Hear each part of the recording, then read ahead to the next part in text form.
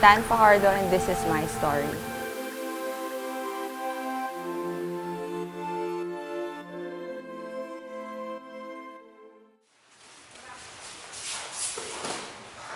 In 2009 yon, nag-attend ako ng wedding and then I was wearing a 3-inch na stilettos. And then, syempre sa PMA kasi yon, so we were walking with the soldiers and everything. And then, nung night na yon, sumakit na siya. It became painful. Normally, we know we just raise our legs and then after a day or two, it will be better. But then, it wasn't getting better for at least like a week or two. Pumunta na ako sa doctor and then initially the doctor said na muscle strain. I was in Baguio noon. So they ambulanced me from SLE Hospital to Heart Center. I was in the ICU for 1 week. So ang goal ko lang noon was to keep moving my toes para lang alam ng doctor na it's still alive. Until such time na parang hindi na siya gumagalaw and it was black. It was literally dying. So they had to amputate it.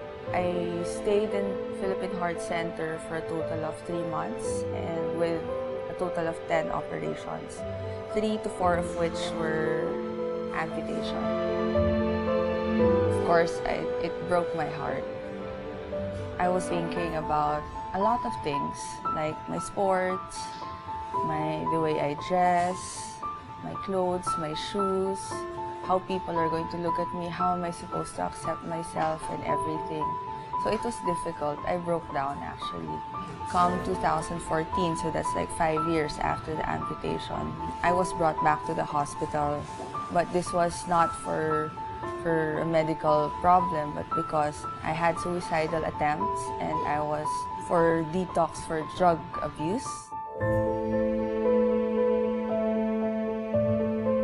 That's where I found out actually that I didn't love myself. I wasn't able to accept myself. I thought I did, but I didn't because I was destroying myself. The turning point was when I was there inside the psychiatric ward and when I was in rehab. They made me understand the root cause of all these problems, why I was hurting myself, why I was abusing drugs. That's when I realized that I had to change. I had to change my mindset. I had to change how I deal with my problems. And I had to do something about it.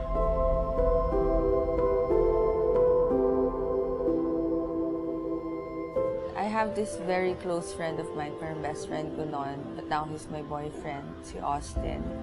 So I asked for his help. Sabi ko, I need help, I need something, I need to do something, I need a sport. And then he told me, why don't you join me in jiu-jitsu? So that's where it all started. I'm the playful type. When I roll, I just try to have fun. Even during competitions, my coaches know that I start laughing. I'm put in a bad situation, I start giggling.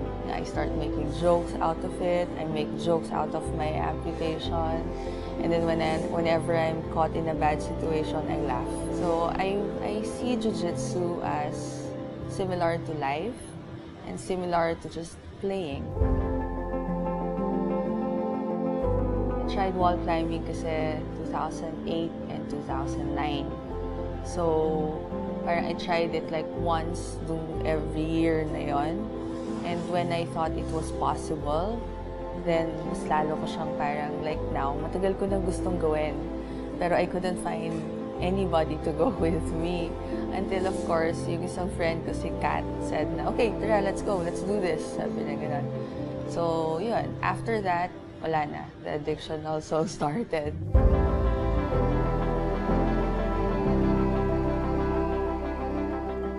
Whenever I'm down, I look for sports.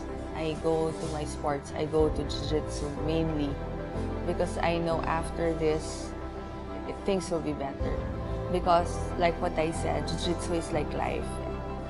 You're not always in a good position in jiu-jitsu. Sometimes you're put in a bad position. And the first thing that you have to do is to survive. You breathe, you You try to look for something to keep you alive.